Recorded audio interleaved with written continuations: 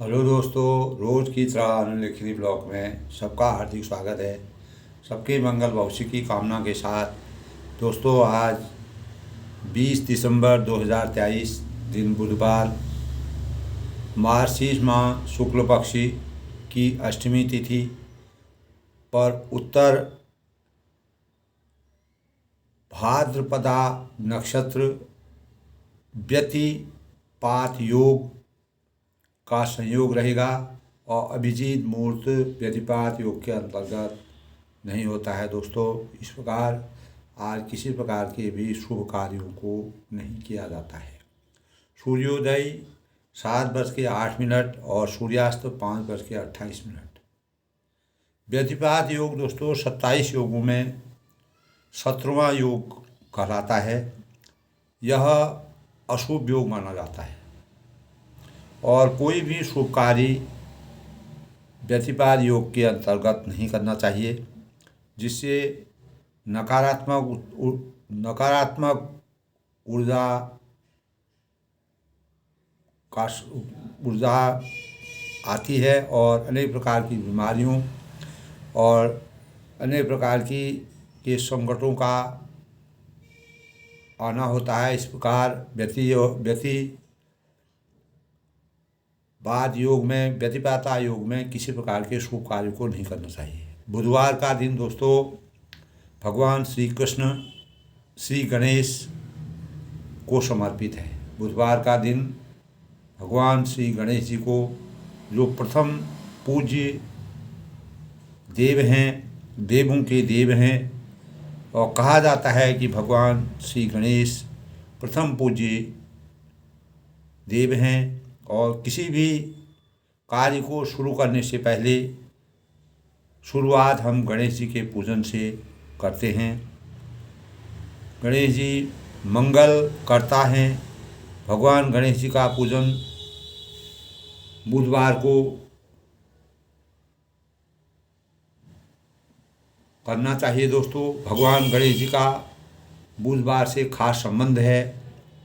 पौराणिक कथा के अनुसार जब माता पार्वती द्वारा भगवान गणेश जी की उत्पत्ति हुई, तब कैलाश पर्वत पर बुद्धदेव भी उपस्थित हुए थे और इसीलिए प्रत्येक दिन बुधवार बुधवार को गणेश जी की पूजा करने का विधान है। और गणेश जी की पूजा में सुपारी है, दूर्वा है, गणेश जी का प्रतीक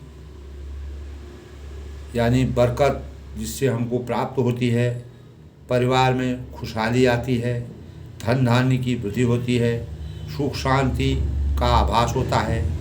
बुधवार गणेश जी का प्रिय दिन है और रिद्धि सिद्धि के नाम से गणेश जी को पूजा जाता है, गणेश जी की प्राप्ति होती है। और जब दोस्तों विश्वकर्मा की पूजा में विदुषी कन्या के रूप में शुभ लाभ का प्रतीक माना जाता है और गणेश जी को मोदक का भोग लगाना चाहिए। और ओम गं गणपति नमः 108 बार इस बीज मंत्र का ओम गं गणपति नमः, ओम गं गणपति नमः 108 बार अगर हम इस बीज मंत्र का जप करते हैं तो हमारी अनेक कामनाएं और आर्थिक प्रवृत्ति और समृद्धि हमें प्राप्त होती है। प्रथम पूज्य भगवान गणेश जी की बुद्धि के देवता हैं, भाग्य के देवता हैं। दुर्गा सप्तशती का पाठ दोस्तों इस दिन करने से अनेक प्रकार के सकारात्मक ऊर्जा, और गणेश जी में दूर्वा है, सुपारी है, और ख़ास तौर से इस दिन दोस्तों गौ माता को हरी घास खिलाना चाहिए। वह बहुत ही शुभ कार्य माना जाता है।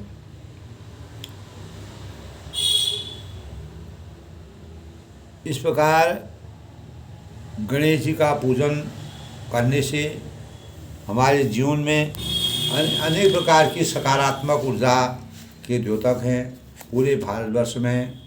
दोस्तों, जब से सृष्टि की रचना हुई, गणेश जी को प्रथम पूज्य के रूप में माना जाता है। और हमारे हिंदू धर्म में, सनातन धर्म में गणेश जी का पूजन और गणेश जी की आराधना, गणेश जी का जाप और गणेश जी का उपवास करने से, गणेश चतुर्थी को अगर गणेश जी का पूजन बहुत ही विधिवत ढंग से करके अनेक प्रकार के हमारे मनोवांछित फल और भाग्य की उन्नति होती है, भाग्योदय होता है, भाग्य में परिवर्तन होता है, अनेक प्रकार के शुभ समाचार हमको मिलते हैं। गणेश जी की कृपा। ओम गण गणपति नमः, ओम गण गणपति नमः, इस प्रकार से गणेश जी का पूजन करना चाहिए। परम ब्रह्म परमेश्वर भगवान रामचंद्र जी ने भी, माता सीता ने मानव रूप में जिस प्रकार भगवान राम जी अवतरित हुए, उन्होंने शिव पार्वती और गणेश जी का पूजन अपने जीवन के दैनिक कार्यों के करने से पहले सबसे पहले गणेश जी का ध्यान लगाया। माता सीता ने भी गौरा माता और शिव जी और गणेश जी का ध्यान लगा करके उनकी महत्ता को, उनके आशीर्वाद को अनेक जगह मानव रूप में अवतरित होकर के प्राप्त किया। हमारे शास्त्रों की मर्यादा के अनुसार गणेश जी सभी देवताओं के पूज्य माने जाते हैं और इसलिए दोस्तों बुधवार के दिन गणेश जी का स्मरण करना चाहिए, ध्यान करना चाहिए और दैनिक जीवन को सकारात्मक बनाने के लिए गणेश जी का पूजन और भाग्य की उन्नति के लिए बुधवार का दिन दोस्तों, बुध ग्रह जो है हमारे भाग्य का द्योतक होता है। तो हमें हमारे जीवन में बुध जो है वह हमारे भाग्य का निर्माता है, तो हमें अनेक प्रकार के विधि विधान से बुध देवता का वो नमन करना चाहिए, उनको पूजा पाठ करनी चाहिए, उपासना करनी चाहिए, उपवास करना चाहिए और गणेश जी का पूजन करना चाहिए। दोस्तों, इसी प्रकार में महाभारत का जब युद्ध समाप्त हुआ था, तो पुत्रों के जब युद्ध समाप्त हुआ तो कौरवों की हार हो गई और पांडव जीत गए, क्योंकि भगवान श्री कृष्ण ने कहा यदा यदा हि धर्मस्य ग्लानिर्भवति भारत अभ्युत्थानम अधर्मस्य तदात्मानं सृजाम्यहम्, अभ्युत्थानम धर्मस्य तदात्मानं सृजाम्यहम्। जब जब इस संसार में अधर्म बढ़ेगा और अधर्म बढ़ेगा, अनीति बढ़ेगी, अत्याचार बढ़ेंगे, तब धर्म की स्थापना के लिए मैं बार बार मानव रूप में अवतरित होकर के अनेक प्रकार के जो दुष्ट आत्मा हैं उनका हनन करूँगा। जब जब धर्म की हानि होगी और अधर्म की वृद्धि होगी, तब भगवान श्री कृष्ण ने द्वापर युग में अवतरित होकर के मानव रूप में जिस प्रकार परम परमेश्वर भगवान रामचंद्र जी त्रेता में अवतरित होकर के अनेक प्रकार के राक्षसों का वध किया। इसी प्रकार में दोस्तों महाभारत में जब युद्ध समाप्त हुआ तो पुत्रों के वियोग से दुखी जो धृतराष्ट्र थे वो अपने पुत्रों के वियोग में थे। तब धृतराष्ट्र ने महात्मा जो विदुर थे उनको बुलाया और उनके साथ सत्संग में दुख हल्का करने लगे। तब उनके साथ सत्संग जाने की, उनको अपना जो माया मोह में डूबे थे, सत्संग के प्रभाव से उन्होंने अपने दुख को हल्का करने की चेष्टा प्राप्त की। और इसी चर्चा के बीच धृतराष्ट्र ने विदुर जी से पूछा कि विदुर जी, हमारे पक्ष का एक एक योद्धा इतना सक्षम था कि उसने सेनापति बनने पर अपने पराक्रम से पांडवों के छक्के छुड़ा दिए। यह जीवन मरण का युद्ध है, यह सबको विदित था। यह ध्यान में रखने और सेनापति बनने की ही अपना पराक्रम प्रकट करने की जगह कर्तव्य बुद्धि से एक साथ पराक्रम दिखाने तो क्या युद्ध जीत न जाते। तब विदुर जी ने कहा कि राजन, आप ठीक सोचते हैं, यदि वे ऐसा कर सकते तो जीत सकते थे, परंतु अकेले अधिक यश बटोरने की लिप्सा या आकांक्षा या इच्छा तथा अपने को सर्वश्रेष्ठ सिद्ध करने की अहंता के कर्तव्य को सोचने और उसे निभाने के उमंग को पैदा करने का अवसर ही नहीं दिया। यदि कर्तव्य ही सोचा होता तो वे अपने भाइयों को उनका हक देकर युद्ध टाल भी सकते थे।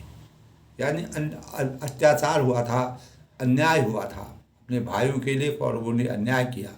अगर इस अन्याय को कहीं पर भी दोस्तों हमारे जीवन में बुराइयां आती हैं, बुराइयां आने से पहले हम अपने उसकी शुरुआत में अगर कोई कहीं पर विवाद होता है, कोई चीज़ होता है, तो अगर हम उसको पहले से उसका हल ढूंढ लेते हैं तो विवाद भी नहीं होगा और हमारा संतुष्टि भी होगी और न्याय की पराकाष्ठा भी सामने आएगी।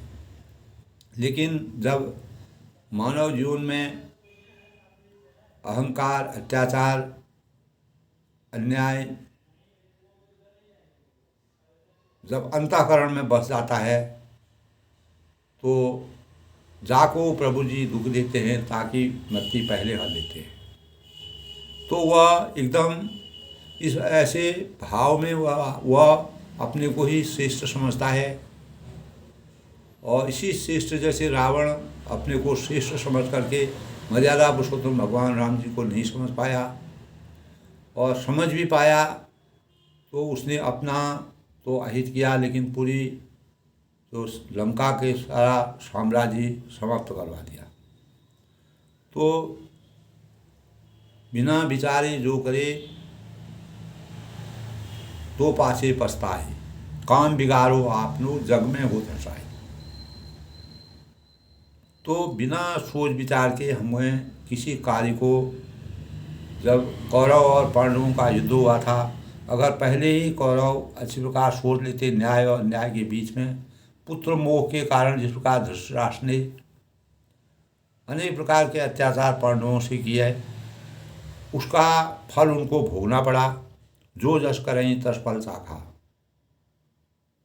यानी यदि कर्तव्य ही सोचा होता तो अपने भाइयों को उनका हक देकर युद्ध टाल सकते थे। वो जो जैसा करता है वैसा पाता है। इस संसार में मर्यादा पुरुषोत्तम भगवान रामचंद्र ने भी यही भाव हमारे आगे तुलसीदास ने रामचरितमानस के माध्यम से इसी प्रकार के भाव हमारे सामने रखे हैं।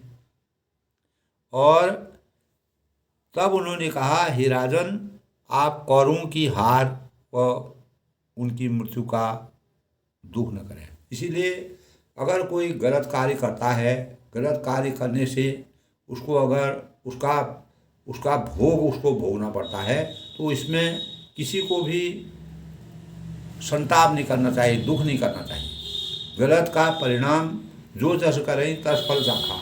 हमारे जीवन में जो की इच्छा उसके फल उसको प्राप्त होगा। तो इस प्रकार से विदुर ज्ञानी थे, न्याय की प्रासंगिकता को जानते थे और धृतराष्ट्र जो थे पुत्र मोह में व्याप्त थे, पुत्र मोह उनके अंतःकरण में बस गया था, इसीलिए कौरवों का अंत हुआ। इसी प्रकार भगवान श्री कृष्ण ने यदा यदा हि धर्मस्य ग्लानिर्भवति भारत, अगर इस भारत देश में, इस पवित्र भूमि में, इस वसुधा में जब जब धर्म की हानि होती है, अधर्म की वृद्धि होती है, तो भगवान किसी न किसी रूप में अवतरित होते हैं। जो अत्याचारी होते हैं, अनाचारी होते हैं, जिनके अंदर न्याय नहीं होता है, जो अपने वर्चस्व को बढ़ाने की कोशिश करते हैं, तो उनको भगवान जो है किसी न किसी रूप में इस संसार से उसका अंत कर देते हैं। यही द्वापर युग में भगवान श्री कृष्ण ने मानव रूप में अवतरित होकर के कौरवों का कुरुक्षेत्र की लड़ाई में, महाभारत की लड़ाई में जब अनाचार अत्याचार चरम सीमा पर पहुंच गया था, द्रौपदी का चीरहरण हुआ, भगवान ने उनकी लाज बचाई, तब उसमें कहा गया है सारी बीच नारी है कि नारी बीच सारी है, सारी की वह नारी है कि नारी ही वह सारी। तो नारी के जो नारी का स्वरूप है, भगवान अगर वहाँ पर अवतरित नहीं होते तो हमारे जो पूरे सृष्टि के अंदर किस प्रकार के भाव जाते, किस प्रकार की नारी के अपमान के किस प्रकार के भाव जाते। अपमानित करने की कोशिश करने पर भी भगवान श्री कृष्ण ने उनकी लाज रखी और सारी खींचते खींचते, यानी जिस प्रकार की हालत उनकी उस द्रौपदी की करने वाले थे, उनको लाज भगवान ने बचाई और जिससे इस सृष्टि में नारी शक्ति की वास्तविकता को, नारी शक्ति की प्रामाणिकता को, इसी प्रकार सीता जी जब रावण ने उनका हरण किया था तो सीता जी के अंदर इस प्रकार की शक्ति थी कि रावण ने उनको स्पर्श तक नहीं कर पाया। तो इस प्रकार के उदाहरण दोस्तों हमारे जीवन में चरितार्थ मिलते हैं। तब कल के प्रसंग में दोस्तों सुमंत जी जब अयोध्या में पहुंचते हैं और रामचंद्र जी का संदेश राजा और प्रजा और रानी सभी लोगों से रामचंद्र जी का संदेश कहते हैं। भरत जी जो युवराज बनने वाले हैं उनको नीति के बारे में बताते हैं और गुरुजनों से संदेश देते हैं कि राजा वही मेरे लिए अयोध्या का सबसे हितकारी व्यक्ति होगा, मनुष्य होगा, प्राणी होगा, जो राजा को मेरे शोक के समय अगर राजा शोक करते हैं, मेरे बारे में दुखी होते हैं, उनके मन को मनाने की कोशिश करेगा। और इसीलिए उन्होंने भरत को भी नीति के अनुसार राज्य को यानी प्रजा की सेवा करना, माता पिता की सेवा करना और गुरुजनों की सेवा करने का नीतिगत बातों का संदेश सुमंत जी के माध्यम से भेजा था। और सभी माताओं को और पिताजी को भावभीनी आदर के साथ प्रणाम और सम्मान के भाव प्रदर्शित किए थे। इस प्रकार के भाव जब राजा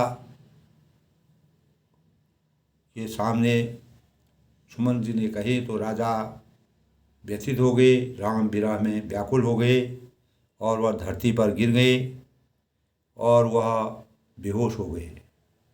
इस प्रकार का वृत्तांत जो वास्तविक जो पीड़ा ऐसे समय में होती है दोस्तों, वही पीड़ा का वर्णन तुलसीदास ने बड़े ही गूढ़ रहस्य के साथ और बड़े ही सार्थक ढंग से हमारा पूरी सृष्टि के अंदर और हिंदू धर्म और शास्त्र की मर्यादा को हमेशा सजीव रखने के लिए तब राजा ने यानी रनिवास में जो राजा का महल था वहाँ पर शोर सुनकर अयोध्या में बड़ा भारी कोहराम जैसा हो गया, यानी मानो पक्षियों की विशाल वन रात में कठोर वज्र सा गिरा हो, इस प्रकार का हो गया कि पक्षी हमेशा शांत वातावरण में वन में रहते हैं, लेकिन वहाँ पर वज्रपात सा जिस प्रकार वातावरण होता है उसी प्रकार का वातावरण ऐसे शब्दों को सुन करके अयोध्या में भी हो गया। राजा बहुत दुखी हो गए, रानियाँ दुखी हो गई, पूरी प्रजा दुखी हो गई। रामचंद्र जी का विरह और 14 साल का विरह बहुत लंबा होता है, उससे सब लोग व्याकुल हो गए। तो उसी व्याकुलता से राजा के मन में अनेक प्रकार के भाव आते हैं। तब प्राण कंठगत भयं भुआलु, मनि विहीन जनु व्याकुल व्यालु, इंद्री सकल विकल भई भारी, जनु सर शरीर बिनु बिनु बिनु बिनु बिनु बारी। यानी राजा के प्राण कंठ में आ गए, अर्थात राजा बेहोश हो गए और वह मणि विहीन जन व्याकुल व्यालु, वह मानो मणि के बिना सांप व्याकुल हो गया है। रामचंद्र जी मणि हैं और राजा दशरथ यानी उनकी शक्ति है, और इंद्री सकल विकल भई भारी, इंद्रियां सब बहुत ही विकल हो गई हैं। जब कोई भी मानव दोस्तों अंत अवस्था में पहुंचाता है, जब इस भौतिक शरीर से आत्मा निकलती है तो अनेक किसी दुख से, बीमारी से, परेशानी से या विरह के कारण राजा जो है व्याकुल हो गए थे और ऐसा लग रहा था जनु सर सिर सर बिनु बनवारी, ऐसा लग रहा था मानो बिना जल के तालाब में कमलों का वन मुरझा गया। यानी बिना जल के ऐसा लग रहा था कि अयोध्या यानी अयोध्या में कोई प्रजा है ही नहीं, बिना प्रजा के वहाँ का वातावरण बिल्कुल इस प्रकार हो गया है कि सब लोग मुरझा गए हैं। जिसका बिना जल के कमल जो है मुरझा जाते हैं। कमल जो है पानी में ही पैदा होता है और अगर पानी नहीं मिलेगा तो कमल मुरझा जाएगा। इसी प्रकार का परिवेश अयोध्या में भी तुलसीदास ने इस प्रकार का वृतांत किया है। कौशल्या नवदीक मिलाना, रविकुल रति अथ यह जिया जाना, उर्धरि धीर राम महतारी, बोली वचन समय अनुसारी। तब कौशल्या नवदीप मलिना, कौशल्या जी ने राजा को बहुत दुखी देखकर, इस प्रकार से परेशान देखकर अपने हृदय में जान लिया कि अब सूर्यकुल का सूर्य अस्त हो चला है। तब उनको ऐसा लगा कि सूर्यकुल के जो शिरोमणि हैं वह जो है अब इस संसार में और इस भौतिक शरीर को छोड़ के चले जाएंगे, यानी इस प्रकार का आभास हो गया था उनको। तब उर्धरि धीर राम महतारी, तब श्री रामचंद्र की माता कौशल्या हृदय में धीरज धरकर समय के अनुकूल वचन बोले। तब उस समय की परिस्थिति जो थी, उस समय का जो परिवेश था, राजा की जो गंभीर हालत थी, उस परिस्थिति को देख करके राजा कौशल्या ने धीरज धरा और अपने मन को मनाने की कोशिश की और अनेक प्रकार के जो सबके लिए सार्थक वचन हो उसको उन्होंने कहा। क्या कहा? नाथ समुझ मन करिह विचारू, राम वियोग भयो विपार, करण धार तुम अवध जहाजू, चढ़ऊ सकल प्रिय पथिक समाज।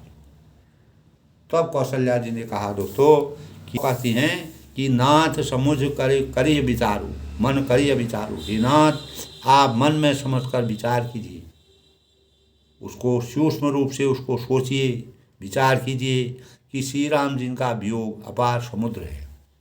जिस प्रकार समुद्र में अनेक भावों को, अनेक चीज़ों को, अनेक जल नदी नालों कहाँ से जिस प्रकार से जल आता है, उस जल को समाने की अपार क्षमता समुद्र में होती है। उसी प्रकार परमेश्वर भगवान, मर्यादा पुरुषोत्तम भगवान राम जी के अंतःकरण में भी इस प्रकार की भाव है।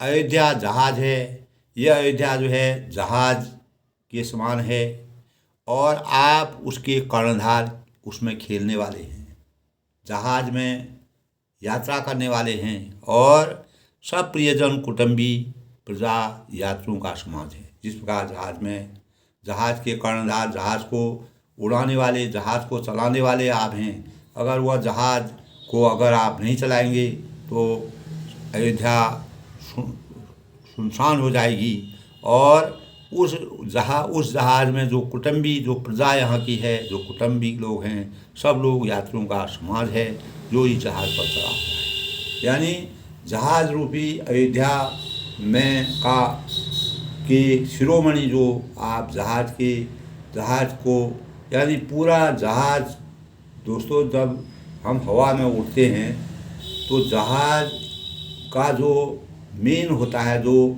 उसको जहाज को चलाता है, उसके ऊपर पूरे जहाज में बैठे हुए यात्रियों का समूह जो है, जितने भी यात्री उसमें बैठे हैं, उनकी जीवन जो है पूरा उनके ऊपर निर्भर रहता है। उसी प्रकार अयोध्या के जहाज शिरोमणि महाप्रतापी राजा दशरथ जी हैं। अगर वही संसार में नहीं रहेंगे, इस भौतिक शरीर को छोड़ के निकल जाएंगे, तो यानी अयोध्या का जहाज जो है डूब जाएगा। और जो यहाँ के यात्री, उस जहाज में जो बैठे हुए यात्री हैं, उस अयोध्या में निवास करने वाले जो यहाँ की प्रजा है, वह बहुत ही दुखी हो जाएगी। उनका जीवन भी अस्त व्यस्त हो जाएगा। तब वह कहते हैं इस प्रकार जहाज यानी प्रियजन, कुटुंबी और प्राण यात्रियों का समाज है जो इस जहाज पर चढ़ा हुआ है।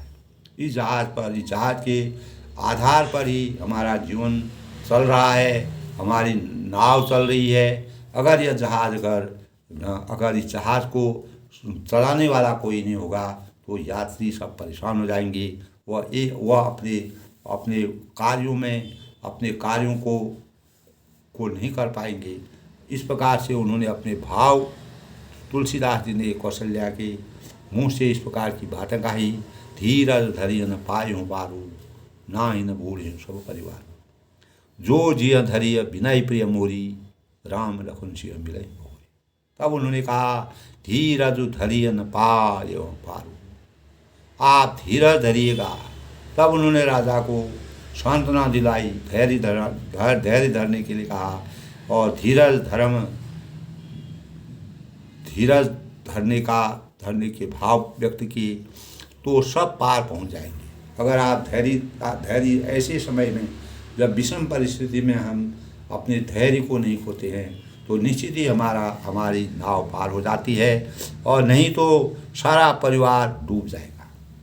अगर आपने किसी प्रकार की इस प्रकार के धीरज धैर्य नहीं रखा, तो हमारा परिवार, अयोध्या जो है विहीन हो जाएगी, अयोध्या कमज़ोर हो जाएगी और पूरा परिवार डूब जाएगा। और जो जिय धरिय विनय प्रिय मोरी, यदि हे स्वामी, उन्होंने कहा कि यदि मेरी विनती हृदय में धारण कीजिएगा तो श्री राम लक्ष्मण सीता फिर आप मिलेंगे। ऐसा भी अवसर आएगा। अगर आपने धीरज रखा तो 14 साल का वनवास बहुत लंबा होता है दोस्तों। राजा चौथी अवस्था में थे। यह शरीर जो है जीवन भर नहीं रहता है, हमेशा अनंत काल तक के नहीं रहता है। हमारे जीवन की एक सीमा होती है, जितना जीवन हमारा होगा उससे हम एक दिन भी ज़्यादा नहीं रह सकते। जन्म मरण जो है या विधि के हाथ में होता है। विधाता ने उसको निश्चित किया होता है, उसके लिए मानव कुछ भी नहीं कर सकता है। हम कितना भी चाहें, कितना भी सोचें, कितना भी समझें, जन्म मरण का कोई आदि और अंत नहीं है। कोई आज तक न जान पाया, न जान सकेगा।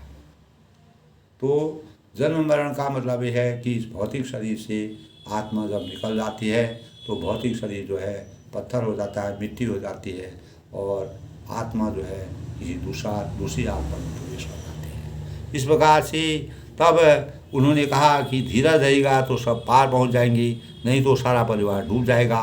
हे प्रिय, हे स्वामी, यदि मेरी विनती हृदय में धारण कीजिएगा, श्री राम, लक्ष्मण और सीता पुनः अयोध्या में आ जाएंगे। लेकिन रामचंद्र जी 14 साल का वनवास बहुत बड़ा होता है। राजा दशरथ बहुत ही उम्र दराज थे और तब चौथी अवस्था में थे। प्रिया वचन मधुर सुनत रूप। तब कौशल्या जी के इस प्रकार के वचन सुन करके चितऊ आँख उघार।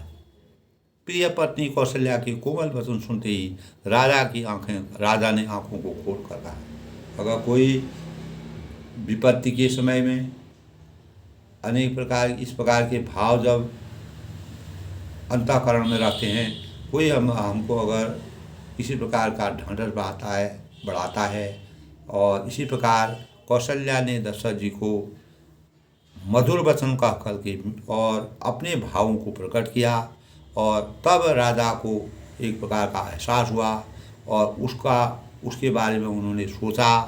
तलफत मीन मलिन जनु शीतत शीतल बात। तब मानो तड़पती हुई दीन जो मछली है, मछली जब पानी से बाहर निकाल देते हैं तो वह तड़पती रहती है। इसी प्रकार राजा जो है राम वियोग में तड़प रहे थे। तो उनको जो कौशल्या जी ने जो बात कही उससे उनके भावों में परिवर्तन हुआ और उनकी चेतना जागी, और कोई शीतल जल छिड़क रहा हो, यानी जिस प्रकार उनको ऐसा लगा कि मेरे ऊपर कोई ऐसी शक्ति विराजमान हो रही है जिससे मुझे थोड़ा सा साहस पैदा हो रहा है। जिस प्रकार पानी से बाहर निकली हुई मछली में अगर छिड़क करके हम पानी डालते हैं तो उसमें थोड़ा सा जान आ जाती है। यही दशा कौशल्या की बातों को सुन करके राजा प्रतापी राजा दशरथ जी के मन में भी हुई। धरि धीरज उठि बैठ भुआलू, कहु सुमंत राम कृपालू, कहाँ लखन कहूँ राम स्नेहू, कहाँ प्रिय पुत्र वधु वैदे। यानी राजा बिल्कुल एक प्रकार से देखा जाए अचेतन अवस्था में थे पहले, और अचेतन अवस्था में वो सुमंत जी से सब बात सुन रहे हैं और उसके भाव प्रकट सब अपने अंतःकरण में ले रहे हैं। लेकिन धरि धीरज उठ बैठ भुआलू, तब धीरज धर कर राजा उठ बैठे और बोले। तब राजा को थोड़ा सा होश आया। उन्होंने उठ करके उन्होंने उस कौशल्या जी की बातों को सुन करके उनको साहस आया, और तब उन्होंने सुमंत से कहा, सुमंत कहाँ राम कृपालु, कृपालु श्री राम कहाँ हैं, और तहाँ कहाँ लखन कहाँ राम स्नेहू, और लक्ष्मण कहाँ हैं, स्नेही राम कहाँ है, और कहाँ प्रिय पुत्र वधु वैदेही, और मेरी प्यारी बहू जानकी कहाँ है।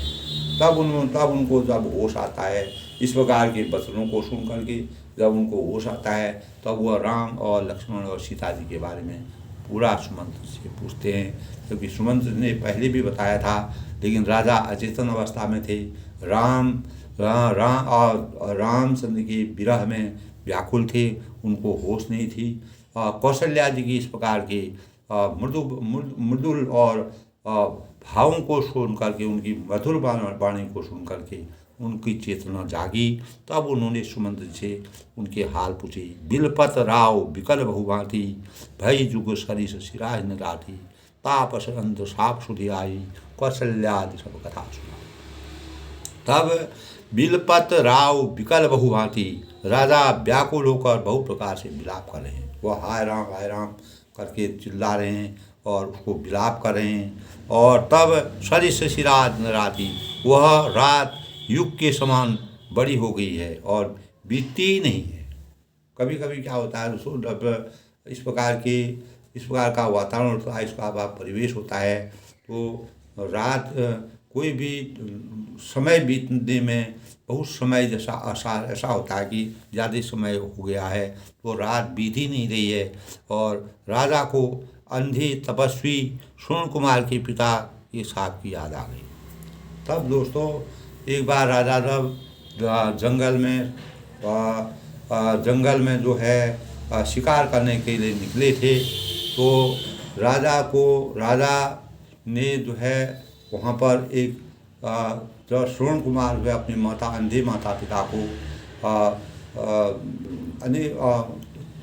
अनेक प्रकार की यात्रा कराने के लिए ले जा रहे थे। वो यात्रा के दौरान तो यात्रा में ले जा रहे थे और अनेक प्रकार के अच्छी जगहों का ध्यान करने के लिए ले जा रहे थे और उनकी यात्रा में थे।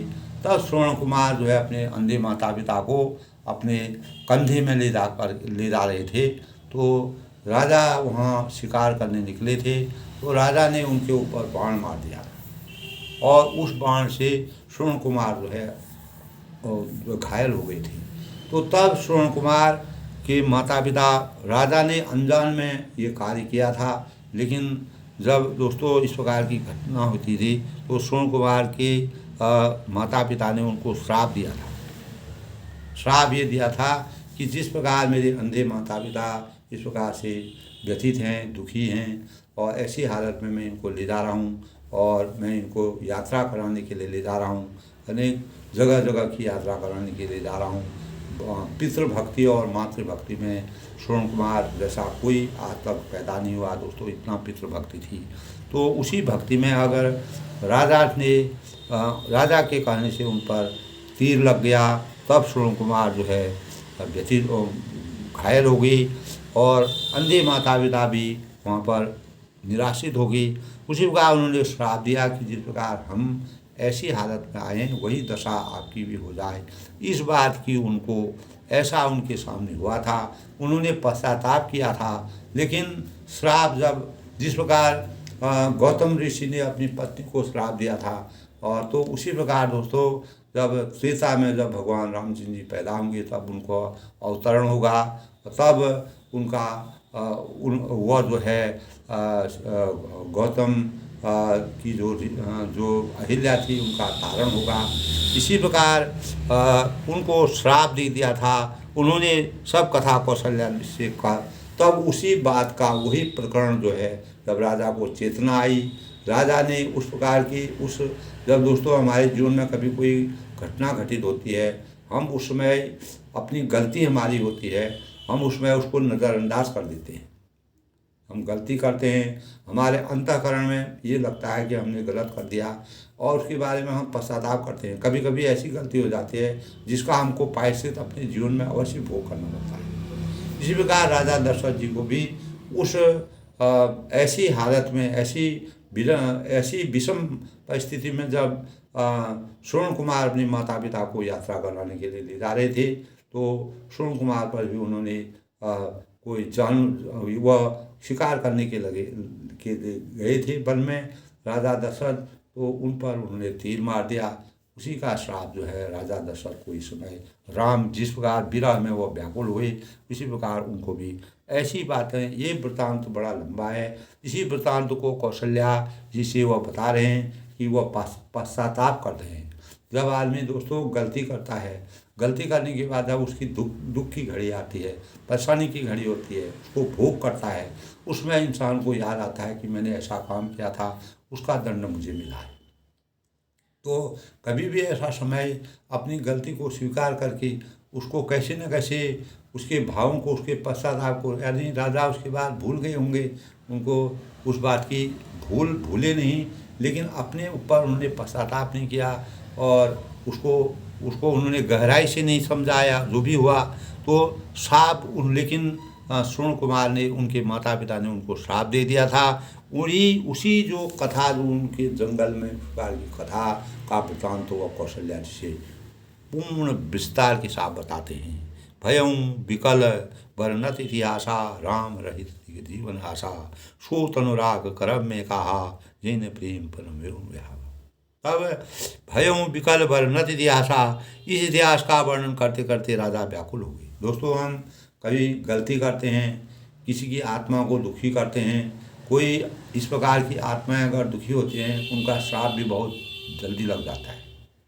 सत्य निष्ठा जहाँ पर होती है, कोई इंसान अगर सत्य कार्य में, अच्छे कार्य में लगा है, अगर उसको कहीं पर भी बाधा पहुँचती है तो उसकी अंतरात्मा से जो भाव निकलते हैं वो कहीं ना कहीं हमको बेचती हैं। वही भाव, यद्यपि राजा दशरथ पूर्ण रूप से प्रतापी राजा थे, किसी को परेशान नहीं करते थे, लेकिन बिना मतलब अकारण ही उनको ऐसा हो गया कि उनके कहने से गलती, इस प्रकार की गलती होगी जिसको उसका श्राप जो है उनको भोगना पड़ा। वही याद उनको आ रही है। तब उस इतिहास का वर्णन करते करते राजा व्याकुल हो गए। उसी इतिहास के उस चक्रव्यूह में वो फंस गए कि मुझे ये सजा क्यों मिल रही है, रामचंद्र का विरह क्यों हुआ और कहीं ने इस प्रकार का दृढ़ विश्वास क्यों लिया। इसी समय वरदान भी मांगा, तो ये कोई न कोई कारण जो है उस श्राप का ही कारण हो सकता है। और राम रहित धिक जीवन आशा, तो वह कहने लगे कि श्री राम के बिना जीने की आशा को धिक्कार है। अगर मैं श्री राम के बगैर अगर अपने जीवन को जीता हूँ तो यह जीवन मेरा बेकार है। इस प्रकार के भाव कौशल्या से वो कहते हैं। और सो तनुराग करब में कहा, मैं इस शरीर को रखकर क्या करूँगा। तो पहले के लोग दोस्तों बड़े आत्मविश्वासी होते थे, संकल्प के पक्के होते थे, और जब भी कभी इस प्रकार की बातें होती थी उस पर उस बात को वह सत्य करके दिखाते थे। इस प्रकार के भाव, मैं उस शरीर को सो तनुराग के करब में कहा, इस शरीर को रख करके मैं क्या करूँगा अगर रामचंद्र के विरह के कारण जिससे मेरा प्रेम का प्रण नहीं निकला। यानी जही न प्रेम पन मोर निभाहा, जिसने मेरा प्रेम का प्रण नहीं निभाया, यानी जिसने मेरा प्रेम का प्रण नहीं निभाया, तो मेरे को इस जीवन को जीने से कोई फायदा नहीं है। यानी मेरा परम ब्रह्म परमेश्वर भगवान रामचंद्र पर इतना स्नेह था, लेकिन मैं ऐसी विषम परिस्थिति में कैकेयी ने इस प्रकार का वरदान मांग लिया, जिसके लिए मैं भी विवश हो गया, तो इस जीवन को जीने से कोई फायदा नहीं है। तो हा रघुनंदन प्राण कान पिराती, तुम बिनु जियत बहुत बहुत दिन बीती। तब वह पश्चाताप कर रहे हैं। पश्चाताप आदमी कोई भी व्यक्ति तब करता है दोस्तों जब विरह रूपी अग्नि में जल जाता है, और अनेक प्रकार के श्राप जो होते हैं, वह श्राप जो है अंतरात्मा को खोखला कर देता है। इसी प्रकार राजा के हृदय में भी इस बार की आ गई। तो वह कहते हैं, हा रघुनंदन प्राण भवेति, हा रघुकुल को आनंद देने वाले मेरे प्राण के प्यारे, तुम बिनु जियत बहुत दिन बीती, यानी तुम्हारे बिना जीते हुए मेरा बहुत दिन बीत गया है, बहुत समय मेरा चला गया है। और हा जानकी लखन हा रघुबर, या जानकी लक्ष्मण हा रघुबर, हा पिता के चित्तरूपी चातक के हित करने वाले मेघ, यानी जो मेरे चित्त में हमेशा बसने वाले हो, हा पितु हित चित्त चातक जलधर, जो मेघ के समान तुम हो, मेरे चित्त को आराम देने वाले जो तुम हो, अगर तुम ही नहीं हो तो मेरा इस संसार में जीना व्यर्थ है। तब राम राम कही राम कही, राम राम कही राम। तब वो कहते हैं, राम राम कही राम कही, राम राम कही राम, तनु परिहरि रघुबर विरहो, राव रहो रघु सुरधाम। तब राम राम कहकर, फिर राम कहकर, फिर राम राम कहकर, और फिर राम कहकर राजा श्री राम विरह में शरीर त्याग कर सुरलोक को सिधार दी। ऐसे ही क्षण में राजा के अंतिम वचन थे। राजा ने अपने भावों को, जो उनके अंतःकरण में था, कैसे उनको श्राप मिला, इसी प्रकार वो विरह में व्याकुल होते हुए राम राम कही राम राम कहते हुए, और बार बार राम का स्मरण करते हुए, राम राम कहकर, फिर राम राम कहकर, और राम राम कहकर, और फिर राम राम कहकर राजा श्री राम की विरह में शरीर त्याग कर सुरलोक को, यानी देवलोक को सिधार दे। याना राजा देवलोक में चले गए, इस भौतिक शरीर को छोड़ करके रामचंद्र के वियोग में। इस प्रकार का परिवेश जब दोस्तों हो वही सोई जो राम रचि राखा, हो करी तरग बड़ा भी राखा। होता वही है जो विधि के हाथ में होता है। हम लोग कितना भी रोते हैं, कितना भी संताप करते हैं, कितना भी व्याकुल होते हैं, जब इंसान जन्म लेता है निश्चित ही है उसकी मृत्यु होना है। लेकिन इस जीवन में जब तक हमारा जीवन होता है, उसको सही ढंग से, सही व्यवस्थित ढंग से हमको अपने जीवन को सजो कर रखना मानव जीवन का सबसे बड़ा कर्तव्य है। अगर उस जीवन में को हम सजो कर नहीं रखते हैं, हम भी, और हमको किसी प्रकार के गलत कार्यों को नहीं करना चाहिए। अगर हमको अन्याय, अत्याचार, अधर्म की नीति पर हम चलेंगे तो हमारा जीवन हमेशा दुखी होगा। हमको इहलोक में तो कष्ट मिलेगा, परलोक में भी कष्ट मिल सकता है।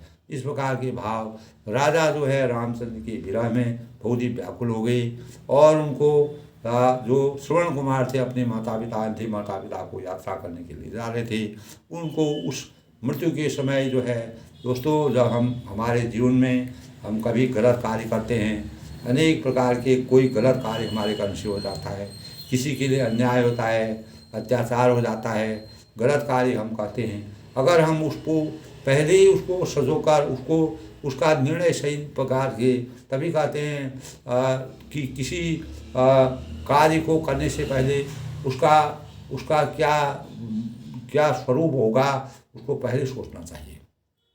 तब कहते हैं यानी जब फिर पछताए हो क्या जब चिड़िया चुग गई थी। तब जब चिड़िया खेत सूख जाती है तो फिर पछताने से कोई फायदा नहीं है। इसलिए हमको खेती की सुरक्षा पहले ही करनी चाहिए। तो इसी प्रकार मानव जीवन में भी हमको अपने कार्यों को, जो भी हमारे कार्य होते हैं, उन कार्यों के बारे में पहले ही एक सही ढंग से भूमिका बनानी चाहिए। हमको किस प्रकार के कार्यों के लिए संसार में अपने कर्तव्यों के निर्वहन के लिए संसार में भेजा है, और अत्याचार, अनाचार और न्याय के मार्ग से हमको यानी अत्याचार से दूर रहना चाहिए, और न्याय के मार्ग पर चल करके हमें हमेशा अपने जीवन को सहिता चाहिए। कितने भी कष्ट हो, लेकिन न्याय का मार्ग हमेशा अपनाना चाहिए। किसी को कष्ट नहीं देना चाहिए, किसी को परेशान नहीं करना चाहिए। यही हमको जब हमारे प्राण निकलते हैं उस समय हमको इन चीज़ों का सब याद आता है कि मैंने अपने जीवन में इतने गलत कार्य किए थे। गलत और सही कार्यों का परिणाम जब आदमी की मृत्यु होती है, उस समय जिस प्रकार राजा ने इस प्रकार के संताप किया, अनेक प्रकार की यादें उन्हें आई। एक एक तरफ जहाँ उनको राम विरह की अग्नि में वो जल रहे थे, दूसरी तरफ श्रवण कुमार को जो उन्होंने श्रवण कुमार को तीर मारा और उनको अंधे माता पिता का जो श्राप था, उस श्राप की याद आई। इसी कारण उन्होंने अपने अंतःकरण से अपने प्राण निकाल करके वह सुरलोक को चले गए। इसीलिए दोस्तों, ऐसे भावों से हमें इस प्रकार की प्रेरणा मिलती है कि हमें अपने जीवन में इस भौतिक शरीर, जब तक हमारी आत्मा इस भौतिक शरीर में रहती है, हमेशा अच्छे कार्यों को कर करके और अच्छे कार्यों को करके अपने जीवन को बिताना चाहिए। न्याय के मार्ग को अपनाना चाहिए, सद्मार्ग को अपनाना चाहिए, किसी के प्रति बुराई नहीं करनी चाहिए। वही हमारे जीवन का सबसे बड़ा, यही रामचरितमानस की सबसे बड़ा ग्रंथ माना जाता है। यही रामचरितमानस से हमको शिक्षा मिलती है। तुलसीदास जी ने मानव चिंतन को, मानव समाज को हमेशा जगाने का प्रयास किया है। इसी प्रकार की रचना करके राजा दशरथ, प्रतापी राजा दशरथ जैसे इतने प्रतापी राजा को भी इस प्रकार के कष्ट भोगने पड़े और राम विरह के कारण उनका वह देव यानी भौतिक शरीर से आत्मा निकल गई और वह सुरलोक को चलेगी, देवलोक को चलेगी। यानी प्रतापी राजा थे, राम विरह उनके अंतःकरण में बस गया। इसलिए दोस्तों, हमें अपने जीवन को सार्थक बनाने के लिए अपने कार्यों को सुचारू रूप से करना चाहिए और न्याय के मार्ग पर चल करके अपने जीवन को जीना चाहिए। सबके मंगल भविष्य की आज के प्रसंग में बस ना, सबके मंगल भविष्य की कामना के साथ मर्यादा पुरुषोत्तम भगवान राम जी का आशीर्वाद सभी पर बना रहे और सबको अपने सुंदर मार्ग का निर्माण करना चाहिए। यही आज की प्रेरणा है।